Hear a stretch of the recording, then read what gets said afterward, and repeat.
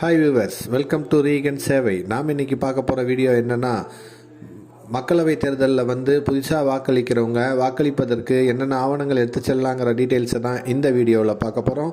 இந்த வீடியோ பிடிச்சிருந்தா மறக்காமல் லைக் பண்ணுங்கள், ஷேர் பண்ணுங்கள் மற்றும் மறக்காமல் சப்ஸ்கிரைப் பண்ணுங்கள். வாங்க வீடியோக்குள்ளே போகலாம்.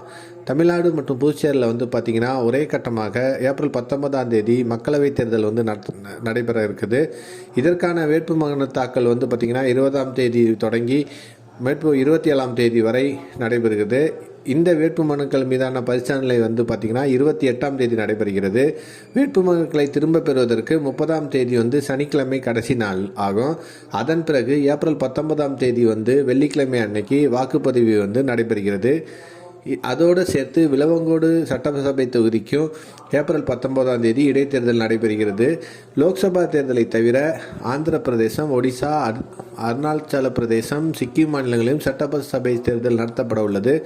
அனைத்து கட்ட தேர்தல்களும் முடிக்கப்பட்டு ஜூன் மாதம் 4 இந்த வாக்கு எண்ணிக்கை நடத்தப்பட உள்ளது. ஜூன் 6 தேர்தல் நடைமுறைகள் முடிவுக்கு வரும் அப்படின்ட்டு அதிகாரிகள் வட்டாரத்தில் சொல்லியிருக்கிறாங்க. இந்த நிலையில் தான் நம்ம தமிழகத்தில் பார்த்திங்கன்னா 96.8 கோடி பேர் வாக்களிக்க தகுதி பெற்றுள்ளனர். இவர்களில் 49.7 கோடி பேர் ஆண்கள், 47.1 கோடி பேர் பெண்கள், 1.8 கோடி பேர் முதன்முறையாக வாக்காளர்களாக தேர்ந்தெடுக்கப்பட்டுள்ளார்கள்.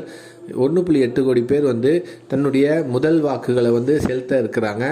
இந்த 1.87 கோடி பேர் தங்களுடைய வாக்குகளை செலுத்துவதற்கு என்னென்ன ஆவணங்களை நீங்கள் ஏப்ரல் 19 உங்களுடைய வாக்குச்சாவடிக்கு எடுத்து செல்லலாங்கிற டீட்டெயில்ஸை தான் நாம் பார்க்க போகிறோம். லோக்சபா தேர்தலில் முதன்முறையாக வாக்களிக்கக்கூடிய வாக்காளர்களாக நீங்கள் இருந்தீங்கன்னா நீங்கள் இந்த தமிழக அரசுக்குரிய இந்த 12 ஆவணங்கள் எடுத்து சென்று நீங்கள் வாக்குகளை செலுத்தலாம் அப்படின்ட்டு தேர்தல் ஆணையம் தெரிவித்திருக்குது.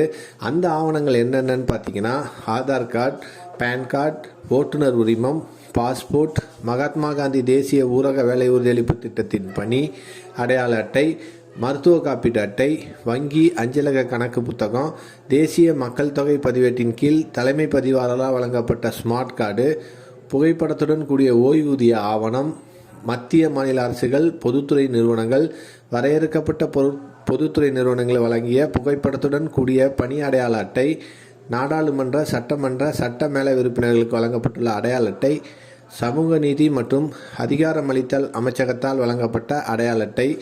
இந்த 12 ஆவணங்களில் எது நீங்கள் வச்சிருக்கிறீங்களோ ஏதாவது ஒரு ஆவணத்தை காட்டி நீங்கள் உங்களுடைய வாக்குகளை பதிவு செய்யலாம். இது முதன்முறை பதிவு செய்ய போகிற புதிய வாக்காளர் 1.87 கோடி பேருக்கு இது நல்லா நீங்கள் தெரிஞ்சு வைத்துக்கொள்ளுங்கள்.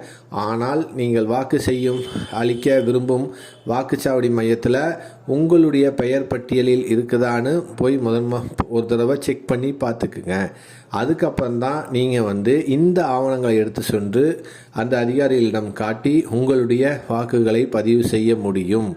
எனவே இந்த வாக்காளர் அடையாள அட்டை இல்லைனாலும் உங்களுடைய பெயர் வாக்காளர் பெயர் பட்டியலில் இருந்துச்சுன்னா நீங்கள் இந்த 12 ஆவணங்களை எடுத்துக்கொண்டு சென்று உங்களுடைய முதல் வாக்கை செலுத்தலாம் அப்படின்னு தேர்தல் ஆணையம் தெரிவித்துள்ளது. இந்த வீடியோ பிடிச்சிருந்தால் லைக் பண்ணுங்கள், ஷேர் பண்ணுங்கள் மற்றும் மறக்காமல் சப்ஸ்கிரைப் பண்ணுங்கள். மேலும் ஒரு புதிய வீடியோவில் சந்திப்போம்.